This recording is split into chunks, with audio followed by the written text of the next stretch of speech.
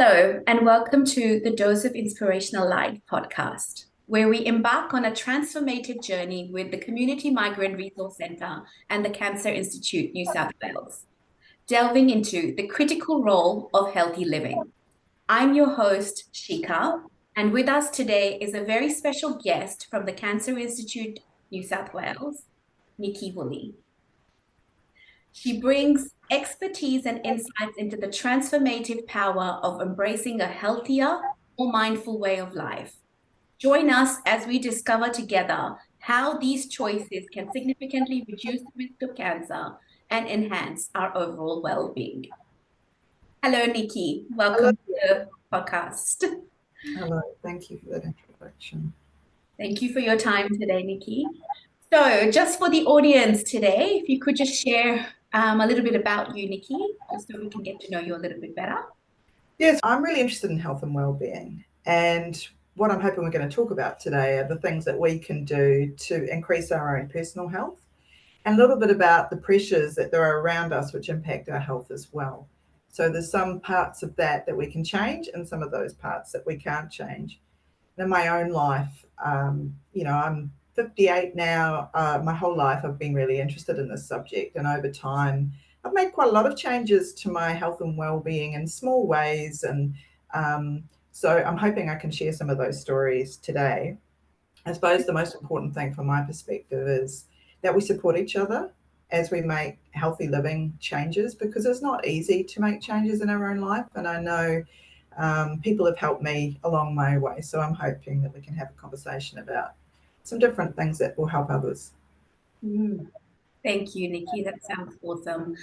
In terms of your personal story, what inspired you to work specifically for the Cancer Institute? Especially, I mean, I know you said healthy living is something that you've been interested in, but why choose to work for the Cancer Institute? I think it's a recognition that making healthy changes is about our own personal choices and the different healthy food choices we have available to us. But it's also about healthier societies, healthier environments. And an organisation like the Cancer Institute, being part of government, set up by an act of parliament, has a bit more clout than me, a person in the community. And so I decided to join the Cancer Institute and help deliver the cancer plan, which is really well thought out and aligned with lots of clinicians, community members, people with cancer, and so we can all work together. And for my own story, I'm lucky enough that I think my grandparents had cancer, but in the next generation above me, cancer's not been one of the most common illnesses in our family. Healthy hearts have been our big challenge. And so what I realized was that for cancer prevention, a lot of those behaviors are very similar for cardiovascular disease. And so I felt that it was a really good coming together of what I'd done before professionally, my own personal interests, my family story, and that I could make a bit of a difference in healthy living. And also I work in skin cancer prevention, which coming from New Zealand, UV radiation is really high there and it's really high here. So that's something that Cancer Institute's really concerned about. So it was a really great job for me to go for, and I was lucky enough to get it. And that was 5 years ago.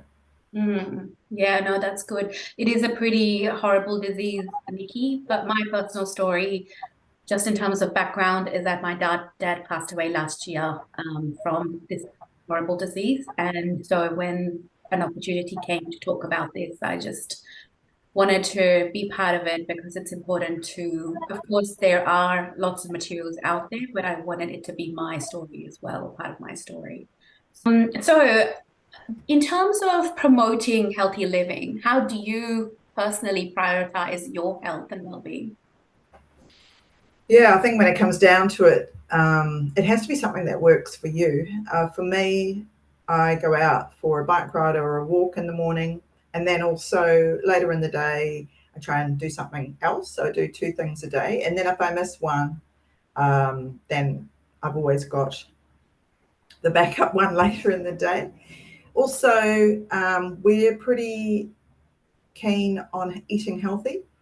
And so that starts right at the beginning of the day with some muesli for me, so trying to get whole grains in. So I do things like that. I think about salads for lunch, trying to get lots of variety in my diet.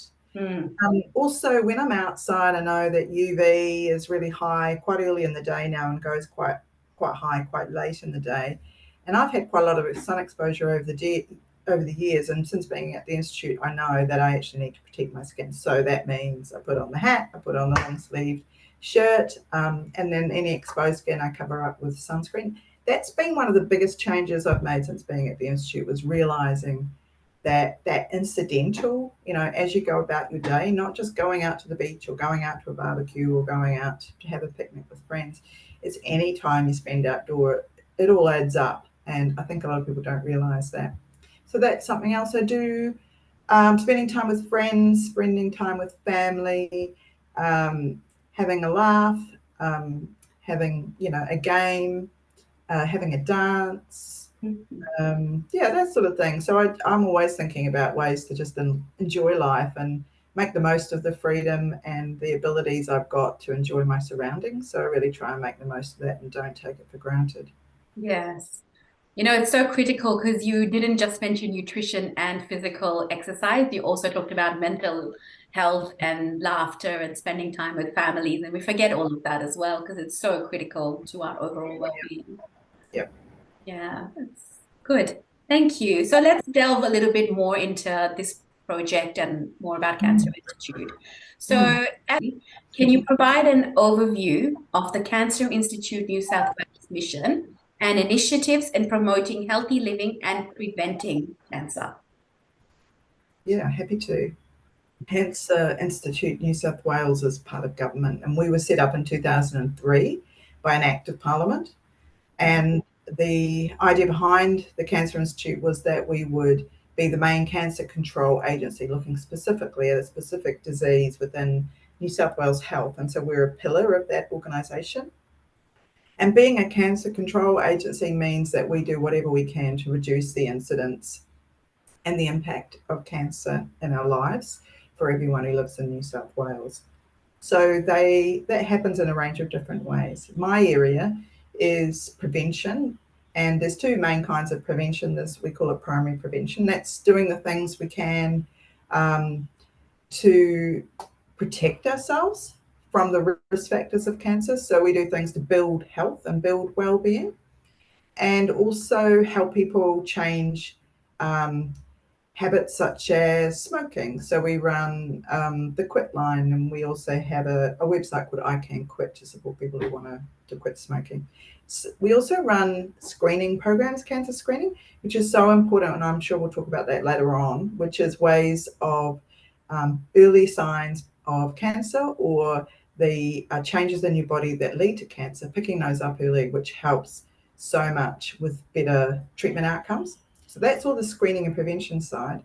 Then we also have cancer information and services, and that part of the organisation is really large. They run the cancer registry, trying to keep on top of all the data coming in about people's experience, and apply that to information for local health districts, for hospitals. How are they treating people, what's working, what's not, and feeding that back to local health districts and also public health networks. And public health networks are made up of networks of all the different GPs and health services out there in the community. And then also we have a strategic research and investment part of our organisation, and we support scientists, we support research with funding, and we help new early career researchers to get better in their, to support them, as they go through into their career and doing more and more research. So we also have a range of different parts of our organisation who support all those functions and all the things that we do. We have a multicultural health team that really helps us make our materials and information and services much more accessible to everyone in the community, and also Aboriginal health team. We also have a primary care team. So there's a range of different people in our organisation. I think we're like between 200 and 300 people in our organisation. Wow. Yeah, that sounds amazing. It's profound in terms of the work that you guys are doing and being going to make an impact with the communities. Yeah, that's right. So it's awesome. So firstly, how does cancer impact individuals, their families, and broader healthcare system? Yeah, I mean, your story is a really good example. It impacts the individual with cancer, but also their whole family and all the friends of the family, all the health services that it's better to go to when we're well, but when we start becoming sick, we see them more and more. So they become a closer part of our lives. And they really wish the best for us, don't they, when we're not well? So it has lots of impacts. It impacts the quality of life, the feeling of security and safety. It really shakes our foundations when we're not well, doesn't it? It feels like anything could happen, especially when it's parents who are affected and they're the foundations of the whole family. In my own family, I know now that my grandparents on my mum's side both died of cancer, but I didn't know that for years. We never talked about it. So I think that understanding of talking about cancer, we know a lot more about how and what's happening with people as they at the time of end of life, and it wasn't talked about. So yeah, I think that's true across the board.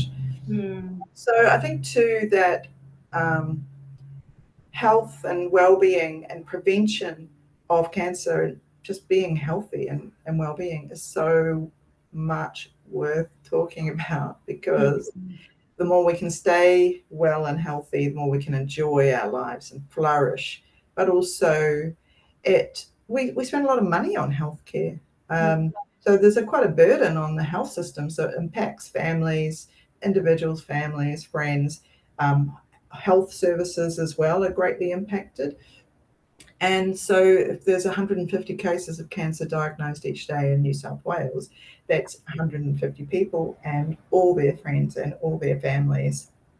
And so we have a really simple method, which is that there are some things you can do to reduce your risk of cancer. And if you do those things, you also reduce your risk of other health conditions. And that just makes you feel better when you're healthy and you can enjoy life and put your energy into spending time with friends and family and really making the most of the life you have. Rather than having to put so much effort into getting well again and treatment, and you will be supported with all that. But if we can try and help as many people as possible to prevent cancer, that's so worth doing, isn't it? Yes, for sure. We often get asked, why should I believe that cancer is something that can impact me and what causes cancer? So essentially, there's a number of different chemical, physical, and biological agents or things that can cause cell changes. And when cell changes aren't fixed, so that's the cells in our bodies, on our skin, right throughout our whole bodies.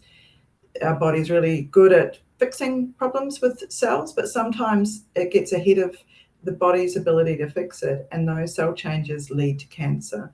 And the things that cause that are called carcinogens. So example of carcinogens would be, so these are things that cause cancer. So it's things like UV radiation, ionizing radiation.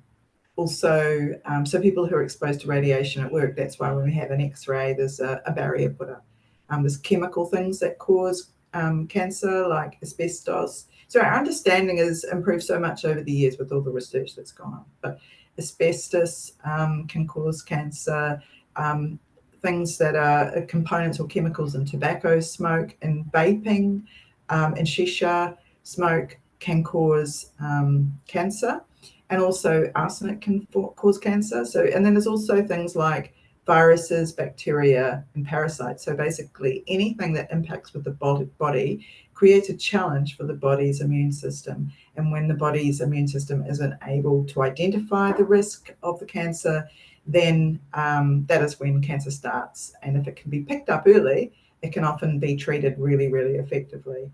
Some cancers are easier to pick up early and others are not so much. And also we know that your vulnerability to cancer can be really impacted by your mental health, things like chronic stress, people who have been in refugee camps for a number of years, who are worried about peace in their country, and the health and well-being of their family, and living with violence, living with trauma and after trauma. All those things have an impact on our ability of our bodies to stay well. And so some cancers can develop without, even when you eat extremely healthy and you're very physically active, you can still get cancer. So that's what makes it such a tricky disease. It has many types of cancer, and many of them need different kinds of treatment. So we're learning more and more as we go. Which type of cancers can be prevented through making healthy changes like we're talking about today? Well, if we talk about different risk factors of things that are carcinogens or that impact our well-being, smoking, tobacco is one of the biggest, most impactful cancers in Australia, and that can cause lung cancer, but also impacts a lot of tissue in the body. And it's felt that 1 in 5 cancers are due to smoking. So that's a particular behaviour that is definitely carcinogenic if you're taking in nicotine and all the other chemicals that are in tobacco and in cigarettes into your body. If you look at alcohol, alcohol is considered a group 1 carcinogen. It definitely does increase your risk of cancer and can cause cancer. In that case, it's when the alcohol goes into the body through the mouth. You can be impacted by mouth cancer, upper throat or larynx cancer, esophagus cancer. It also can increase risk of female breast cancer, stomach cancer, bowel cancer, liver cancer. So alcohol is one that people often don't know is cancer causing. Then also we know that things like being sedentary, not moving around enough, is not good for your body and can increase your risk of cancer. In that case, being active can actually reduce your risk of bowel cancer, reduce your risk of endometrial cancer, which is the lining of the uterus, and also reduce your risk of breast cancer when you're being active. And actually being physically active under the care of a sports physiologist can really help when you're going through cancer treatment, actually. So that being active is really important. So there's some examples. Thank you. How, for example, can the individuals modify their behavior to reduce this risk? Yeah, it's such a big question. So there's all the different risk factors that I talked about in terms of physical carcinogens, like UV light from the sun is a really good example of something that causes cancer, and that because we know in Australia that UV radiation from the sun is 3 and above at least 10 months of the year, most of the day in New South Wales. So that means that we are all in the presence of a carcinogen when we're outdoors, which is quite a scary thought. But, that's a cancer that we can prevent, because we know if we protect our skin from UV radiation, we can prevent most skin cancer. So that's the good news. That's why we're having this conversation. There's actually things we can do. So even though cancer is scary, we are knowing more and more about the things that we can do to protect our health of ourselves and our family. And I just sort of figure whatever we can do, we should do, because it's in our hands. We have the ability to impact our own health. I mean, we are powerful if we take advantage of that information. So that's, protecting your skin is a really good example. We just have to remember to do it, remind each other to do it. There's clothing that protects us, hats, sunglasses, shade, finding shade when you're outdoors, putting more trees in your own garden. That's a really health-giving thing to do. Then there's also chemical carcinogens, and it's really important to be careful at work. People who work with chemicals or substances that can increase your risk of cancer. So that's a really important setting, and that's why we have work health and safety to protect workers. And then there's also tobacco smoke. That's a risk factor. It's been known about for years and years. However, advertising continues, and people are very drawn to smoking tobacco, even though rates are going down. there's an increasing presence of different ways of taking tobacco and nicotine into your body. Vaping's a recent example that's been on the increase in Australia.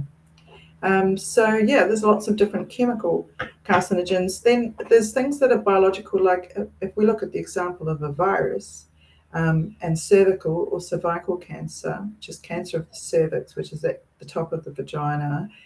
That's a cancer that is caused by human papillomavirus, two particular types of that virus. And the good news with that one is that now vaccinations are being offered in school, which is really great because it protects people from that virus, which causes cancer. And then we also really strongly recommend that people with the cervix have cervical screening with their doctor at least every 2 years. And we've got a cervical screening program that helps remind people to do that. So that's a biological carcinogen, and the risk factor is exposure to that virus. So you can see there's a range of things. Yeah, definitely. When I was growing up, cricket was a very big thing in my household. Slip, slop, slap was the campaign back then when I was growing up. Yep. Slip, slop, slap, second slide. So it's slip on clothing, slap on a hat, slop on sunscreen, seek shade, and slide on sunglasses. So that's 5 of them now. Yeah, when I was growing up in New Zealand, there was also slip, slop, slap, but it was slightly differently because Australia and New Zealand alternate being the country with the most skin cancer. So I grew up in a similar way, and we were very aware that we needed to protect our skin. Yeah, I think that the sunscreen should be the last thing that you do. So it's better to cover up and get the shade and sunglasses, hats and clothes. And then when you are exposing skin, that's where the sunscreen comes in. And so that needs to be the SPF 50. It can be 30 to 50, but SPF 50 is more easily accessible now. So it's good to go for SPF 50, broad spectrum sunscreen, and put it on 20 minutes before you go outside. And then every 2 hours after that, and sometimes more frequently if you're swimming or exercising. I suppose the other thing to say here is that some people are at more risk from UV radiation than other people, but everyone should protect their skin. But if you're unsure, like if you have very dark skin, for example, and you cover up with a lot of clothing, then it's really good to talk to your doctor about how much sun protection you should use, because people with much darker skin can and probably need a little bit more sunlight than people with a range of skin types. And most skin types need to be careful most of the time. So that's just for people with particularly dark skin. So we're, like it's really good. There's so much information online, and you hear people like me or you talking about health and people get confused. So we really recommend that people go back to their doctor and ask the question there. For me, me, these are all the things that are happening in my life. This is how I live my life. What do you recommend that I should do? So that's the difference between the sort of general messaging and what's best for each person. Yeah. No, there's also a very fine line. Like, for example, for me, my vitamin D is always very low. I have to take supplements because I'm trying to prevent going into the sun because of the risks that are associated with that. And then hence the vitamin D is very low. So, there's a balance. And then, yes, a GP is needed. Yeah, that's right. So, Nikki, with 1 in 2 Australians developing cancer, which is shocking statistics, and 1 in 5 succumbing to it, what are the key strategies that institution like Cancer Institute, New South Wales, is doing to promote and proactively prevent cancer and, of course, promote overall well-being? Yeah. Well, I think there's a whole range of different things. And the Cancer Institute mostly works with health services and with health promotion and prevention. So I'll go into a little bit of that. But first, I'd just like to say that environmental factors really have a massive impact on our ability to proactively prevent cancer. For example, people who are in a long way from supermarkets, don't have a car, don't have access to a good range of healthy food, can't afford to buy fresh fruit and vegetables, they're going to find it more challenging to eat healthy food. Similarly, people who live in neighbourhoods with not many trees will find it very hard to find shade when they're outside. People who have to work 3 jobs will have a lot less time to do exercise. So these are all things that are reliant on a whole range of different factors being there. In Australia, we're lucky because it's mostly a peaceful environment, and there is more housing than in many other countries in the world. And, you know, we have a civil society where there's, you know, as citizens, we have access to a whole range of services, which is great.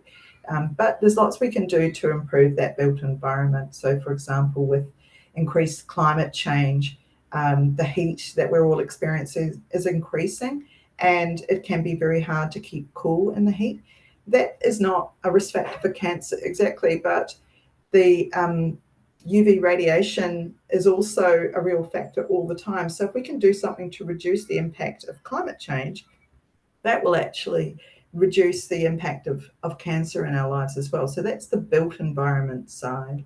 Also, policy is really important. So, for example, if you go to a hospital and you're there visiting a relative and you're there for all day because you want to spend time with your mother or your father or whatever, and you're eating at the hospital, it's amazing how much healthy food you can get at the cafe now. And the reason why you can, and it's not all chips and sweet drinks, is because of policy. So we work in the policy space.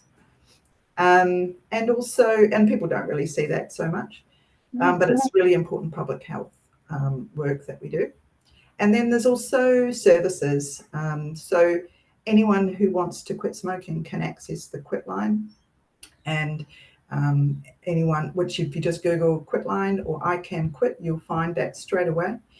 There's also we help promote the Ministry of Health's Get Healthy program, which is really excellent coaching and support service for people who want to make healthy changes, like being physically active, eating healthy, a whole range of things. So that's Get Healthy. And we also run a range of screening programs like BreastScreen, and that I can go into that separately. So we run those services. Yeah.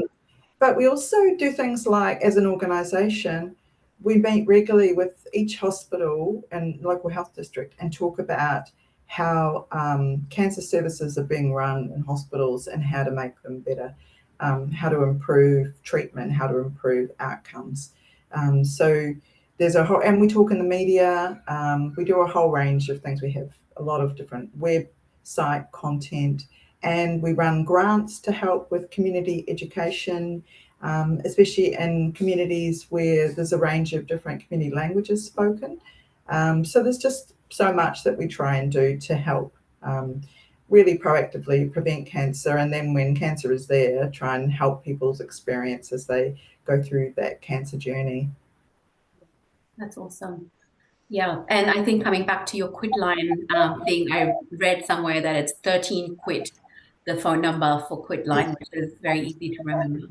But yeah, so yeah, that's right. Yeah, in terms of screening, because you talked about screening just a minute ago, why is cancer screening important, and what role does it play in cancer prevention, early detection, and of course treatment? Yeah, screening is really, really important. So if we do what we can with the proactive behaviours, healthy living practices, then that's the first step. And then as we age and as we have ability to access different services, we can, in Australia, access population health screening, it's called, which is screening programs or health checks that look for the early signs of cancer or things that are precursors or before cancer. So there's 3 main programs. The first one's BreastScreen, and BreastScreen New South Wales, Cancer Institute runs that, and we recommend that women between the ages of 50 and 74 have a breast screen every 2 years, and it's completely free.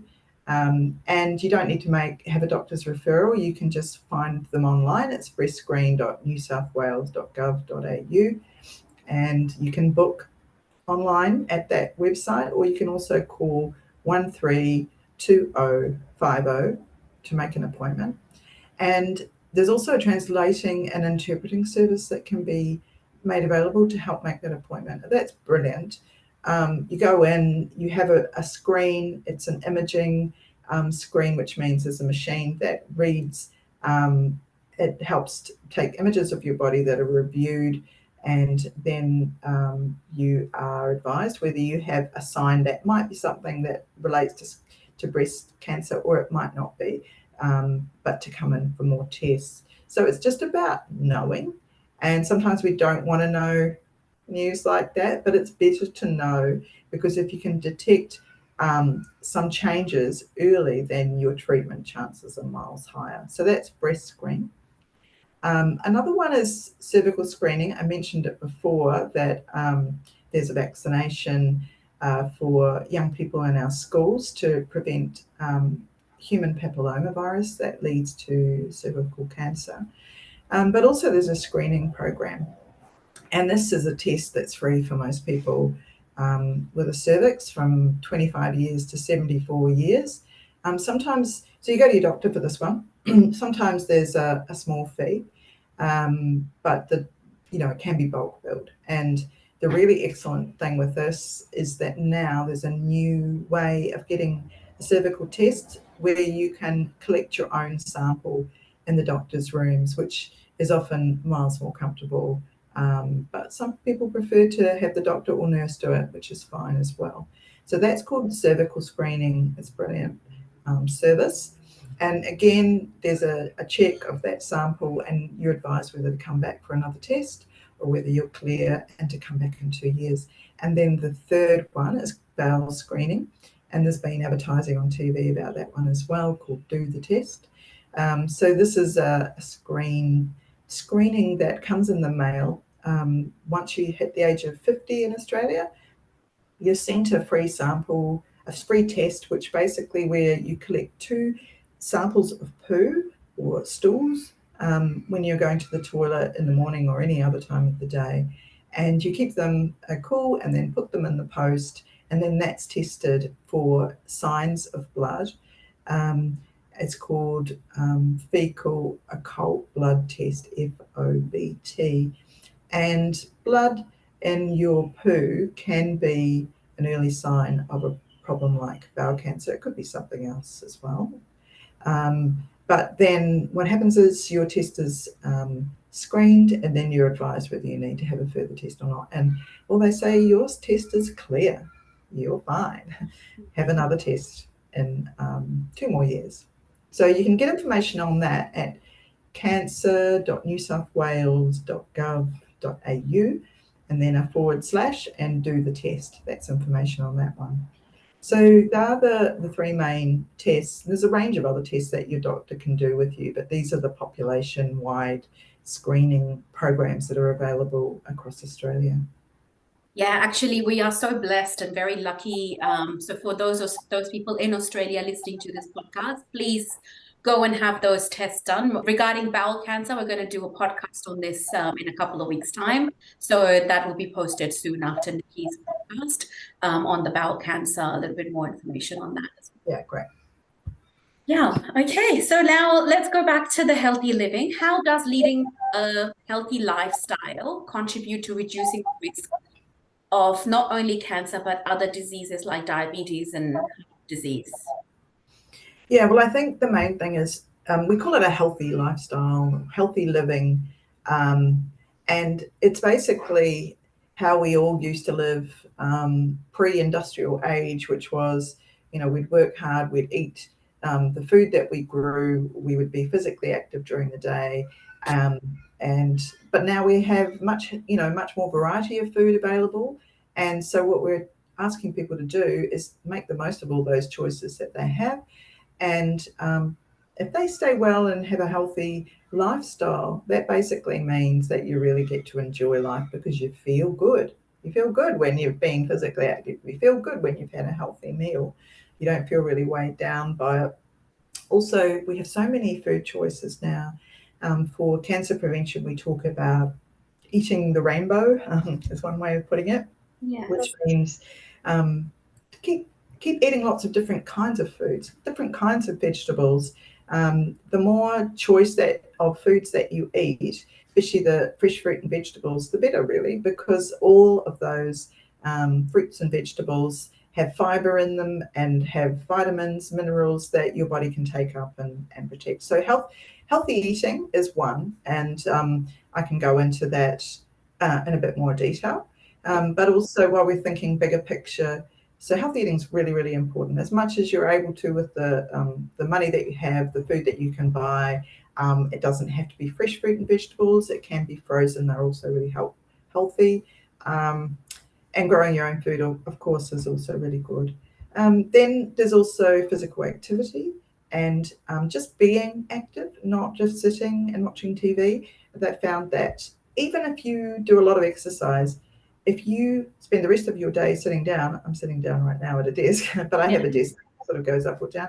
Even if you do a lot of physical exercise, just sitting around the rest of the time is not good for you. So being active is really protective. And it's not just protective for cancer, but it's also really good for other disease like diabetes. It's good for mental health. It's good for preventing cardiovascular disease. But also for physical activity, it's really great to do moderate and vigorous exercise because that helps get your blood going, and that is really good for your body to move the blood around your body and keep all the tissues in your body and your organs healthy. So there's some really good guidelines related to that we can go into if you'd like. Yeah.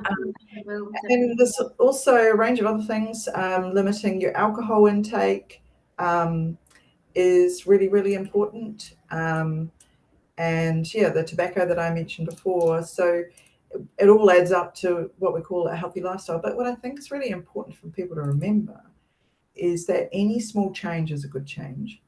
And there's always more you can do, but make the most of the changes that you're making and really pat yourself on the back about those, because there's a lot of advertising that's encouraging us to eat less healthy foods. There's lots of really good TV that we might want to watch that keeps us on the couch. So, those things are quite hard to pull away from. So every time you make a little change, good on you and keep going. That's how I've made changes in my life. Just keep making little changes. And if you slip back, make them again. Don't give yourself a hard time, basically. Yeah. No, we can't be too hard on ourselves, Nikki, because we also have to make a living. And most of the people, not saying all, but, most of the people do have corporate jobs which do require sitting and working on a computer. And I think in terms of just the smallest tips that I do personally, and I don't know, maybe you can help, is like maybe standing up. I put an alarm sometimes every hour. It's not an alarm, it's just like a beep. So I can stand up and just stretch a little bit. And then if you're just standing, you can do neck exercises or, stretch your arms high, things like that, just to have some movement rather than no movement, because you still got to work, right? Yeah, and I work from home quite a lot of the time, which I really like. And so I'll go out and put out the washing or get the washing in, or we've got quite a lot of stairs, so there's plenty of stairs to walk around. Or I'll go down into the garden and do a bit of weeding when I'm having a break. So little things like that, so I'm not just sitting all the time. Oh, that's good. Good tips. Yeah. What are the dietary choices? I mean, if it can be specific, that can lower the risk of cancer. Yeah, I think the easy way of putting it, so there's Australian guidelines for healthy eating, and I really recommend people look at them. Apparently they're being revised at the moment, and they'll be coming out in the next year or two with much more different food types, not just Western foods or meals, but also a whole range of cultural foods. So keep an eye out for that. Oh, nice. Yeah, but for cancer prevention, it's pretty simple. So there's some foods to avoid or limit as much as possible. And then there's a whole lot of foods to eat plenty of. So let's talk about the foods to limit first, and then we can spend more time talking about the good stuff, which is all the healthy foods. So it's really great to cook your own food. And the reason why is that a lot of processed and packaged food has a whole range of different ingredients that are not necessarily good for you. And we're starting to realize more and more that ultra processed food, we're getting more in our diets, and it's not good for us, basically. So simpler foods with less ingredients that you make at home are usually a healthier option. And also being careful about fats. Healthy fats are really great. You can cook with oil, certain types of oil, really good, but not the saturated fats, because when they are in the food, they really increase the amount of fat content, which isn't great for your body and can increase inflammation. So cooking, steaming, using a non-stick fry pan is really good. Baking and grilling as opposed to frying, that sorts of things. Also, sugary foods and drinks, they don't really add to your overall health. And it's easy to get into the patterns of eating them. So try and limit them or avoid them as much as possible. So water is a really excellent drink. If you drink tea or coffee, try and reduce the amount of sugar in them.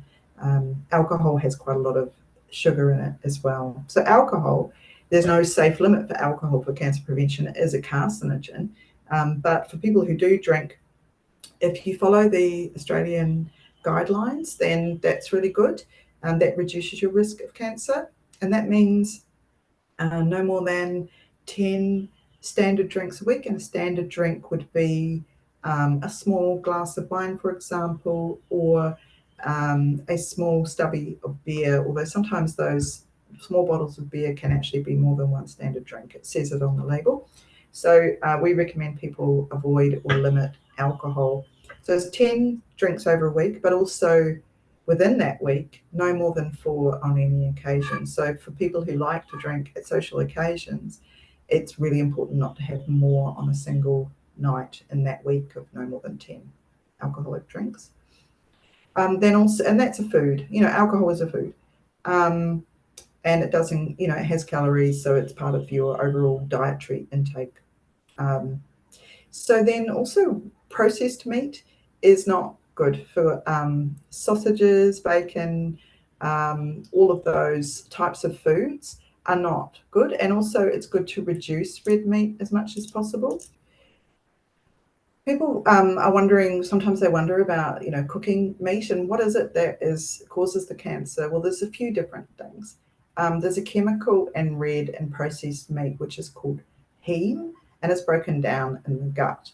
And there are these compounds called N-nitroso compounds, which are formed when you eat a lot of red meat or eat processed meat, and it damages the cells that line the bowel, and that can impact your risk of bowel cancer.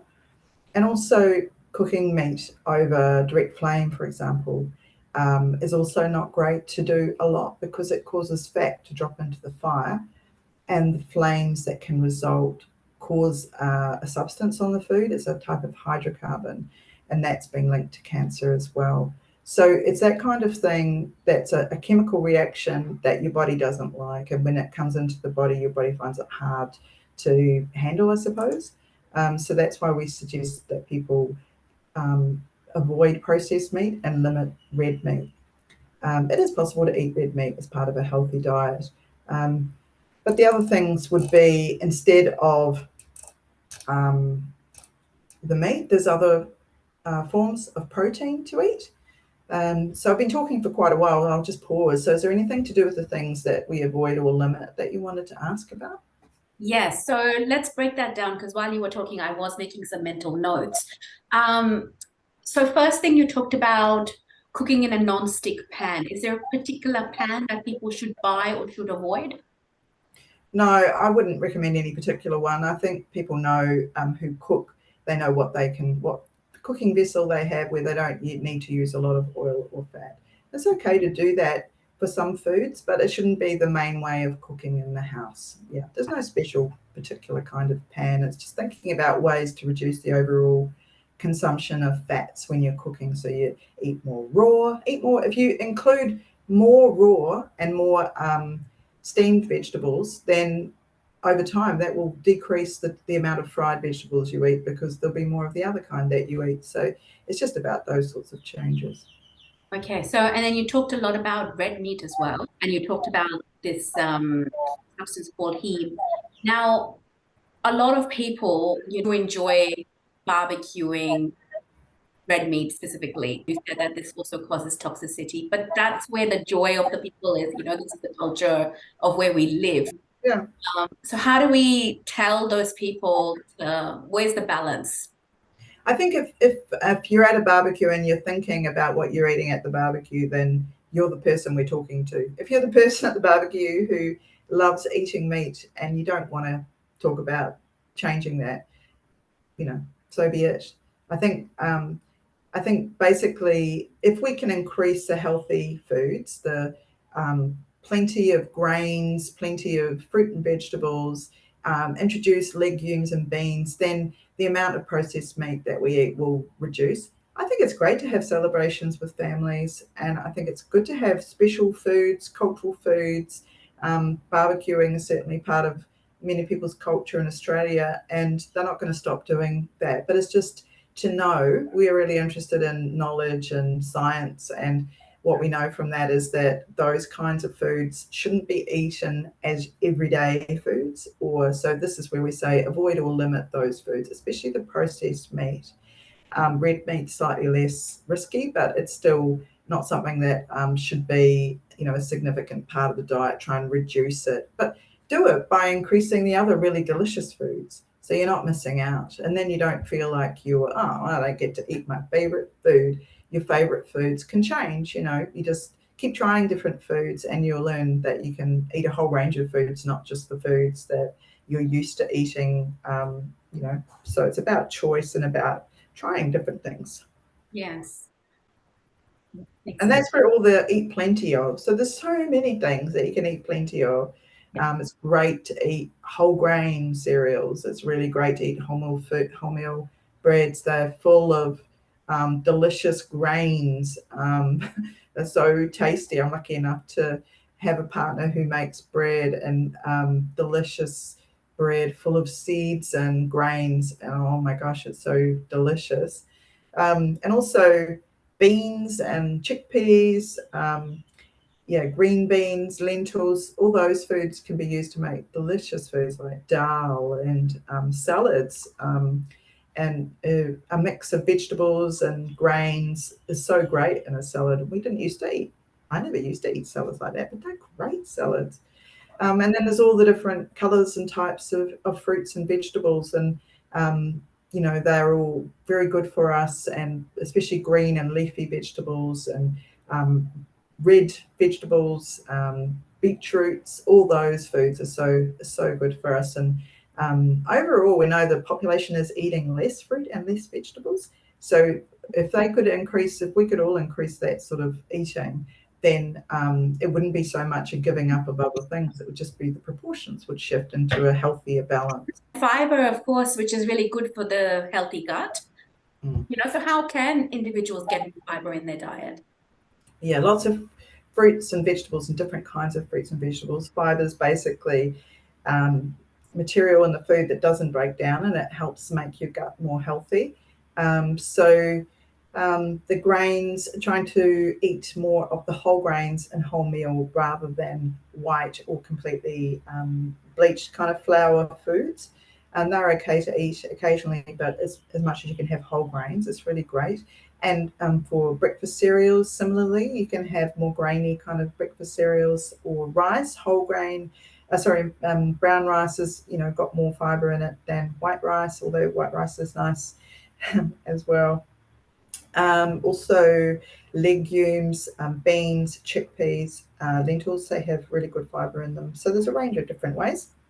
And I think cookbooks can be good sometimes, because they encourage you to cook with different kinds of food that you walk past in the supermarket. And I think summer's a good time to experiment with different foods. Yeah, definitely. I think there's a lot of choices right now we've got, and we're very lucky. Now, when we go to the supermarkets, Nikki, one of the perplexes that at least I find is reading a nutritional label. It's Yeah. very, very, because it's small. B, there's a lot of information in there. There's a lot of jargon on these nutritional labels. We don't know how to read it. There's saturated versus unsaturated. You touched on that. What are we looking for with nutrition labels? How can we make the life easy?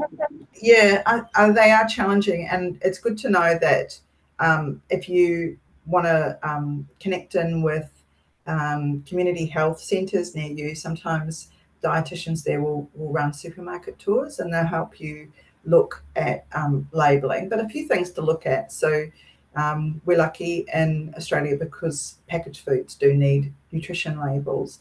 And so what they usually in quite small writing, so take your glasses if you're challenged with eyesight.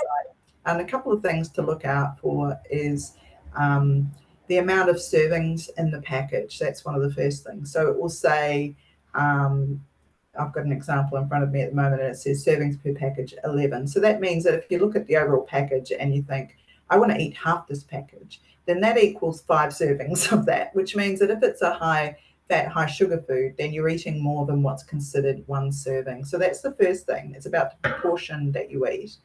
The other thing is that you can see how much total fat is in the product, and generally speaking, you want to reduce the amount of saturated fat that you eat. So, for example, if the total fat said that per 100 grams there was 30 grams of fat, that's a high fat food. So that means that that choice of that product in that supermarket is going to be one of the higher fat foods that you choose on that day. So if you're going to buy it, then think about what the other foods might be that you buy on that day if you really, really want it. But you might want to pick up another variety of the same food and try and get that total fat less than 10 grams per 100 grams. So that's easy enough to remember. It's just 1/10 of the total, trying to get the total fat less than that. And similarly, saturated fat, it's really good to try and get less than 3 grams out of the total 100 grams. So this is quite technical information, but if you look up food nutrition information, if you look up the Australian guidelines, this is where I got this information. It gives you an example of what to look for related to that. The other thing about fat is that some of other food names or ingredients are actually fat, but they get called something different. So, for example, if it says it's got coconut in it, coconut's quite high in trans fats. Also, kofa is a type of fat. What's in another example? Vegetable shortening is fat. I mean, it sounds like vegetables, doesn't it? But it's not. It's actually a type of fat. So there's lots of different. Palm oil is a fat. Dripping is a fat. So those are the things that can hide in ingredients, and you can look at the ingredients at the bottom of the nutrition label, and it will tell you everything that's in that product and the proportions of the total. And also look for sugars, because sugars per 100 grams, it really shouldn't be any more than 15 grams. But it depends on the type of food. So for a muesli bar, for example, it shouldn't be any more than 15 grams per 100 grams. So there might be other things in there that isn't called sugar, but it is sugar. Like examples would be dextrose, that's a type of sugar. Fructose, a type of sugar. Anything with O's on the end. Glucose is another example, is usually sugar. There's honey, malt is a type of sugar. Brown sugar, obviously, maple syrup, sucrose. So those are all of the hidden foods, and I think that's part of why processed food, we should try and limit how much processed food we eat. If you buy a banana, it doesn't have a nutrition label. It doesn't need one. The only thing that's in it is banana. So that's why the whole foods is better than processed food, but it's fine to buy packaged foods and spend a bit of time getting ready to have a look at the nutrition information. You can use your iPhone to look up the Australian guidelines. How do I read a nutrition information panel? And then it will help you to have a look. And then the more you do it, the more practice you get of things to look out for. And salt's another one. There's often a lot of salt in processed foods, and we should try and reduce that as well. Yes, yes. Yeah, there's a lot out there, right? And it's also environmental conditioning, where a packet of chips is so much more tempting than a fruit. But yeah, I mean, if we want to avoid and live healthier, we've got to make some changes, and the balance of everything is important. Small changes, yeah, helping each other out as we make changes. And if you're going to a picnic or something, try making something a bit different and really work on making it delicious, and you'll have a whole lot of your friends and family will go, oh, I love that. How did you make that? Well, and then you can be the person that introduces the new recipe into the family that can become a new tradition in your family. So I think I like cooking, so I like trying different things. So I encourage other people to do the same. Yeah, you know what, Nikki? I think maybe we should get some people who can cook on the podcast, and they can then teach people some alternatives to, how to get healthier. But that's for the future to be discussed. So, just finishing off, what advice would you give to somebody who's looking to make those positive changes that we spoke about? I mean, I think that there's so much information out there about being healthy and well-being, and um, it's really good to think about what you want for your life. You know, how do you want to be in the world? Do you want to enjoy your life? Do you want to not be distracted by an ill body? You want to be healthy as much as possible for yourself, for your family, to look after your parents, to look after your children, just enjoy your life with your friends. So there are things that you can do, all of you listening today and watching, there are things you can do to eat a bit healthier, to be more physically active, to look after your well-being, and some of them we've talked about today, but you don't have to do all of it at once. It can feel a bit overwhelming. So get together with a friend and go for a walk and just have a bit of a chat. Get going. You won't even realize you're walking. And if you're with someone else, you'll get used to it. You won't feel, as alone. I think sometimes doing that with friends is really helpful, being active with friends. Similarly, if you want to try and increase the amount of healthy food you eat, think about increasing the healthier foods in your diet. Don't think so much about trying to cut down the less healthy things. Start with the new foods and get the things that are delicious that you're excited about, and then look at reducing the amounts of the less healthy food. And then you've got something that you can really enjoy, because none of us reacts well to being told you can't have something. Yeah. Nobody likes that. So it's good to have alternatives. So I just recommend take small steps, support yourself, give yourself a pat on the back when you make a change, and support each other, and enjoy life. That's what it's for. Yes. Sounds good to me, Nikki. I think we've given the community a little bit more to think about. But if And there we're all learning. I'm learning. I'm not perfect, and are just try and keep a positive approach, and one step back, two steps forward. Yeah. Yes, definitely. And in terms of resources or programs that are available for people to get more information on, is there any last words from you on that? Yeah, I think I'd really like to emphasise that get healthy. If you look that up, it's a New South Wales Health Service. Just Google Get Healthy. They have coaches that will get on the phone with you and call you up and help support you to make changes. And that's really good for people who are really feeling quite challenged and they just don't know where to start. But also going to your own doctor and just saying, I want to make some healthy changes, but I really don't know where to start. What do you suggest? That'd be the two main things that I'd suggest, but also the Australian Guidelines for Healthy Eating and being physically active.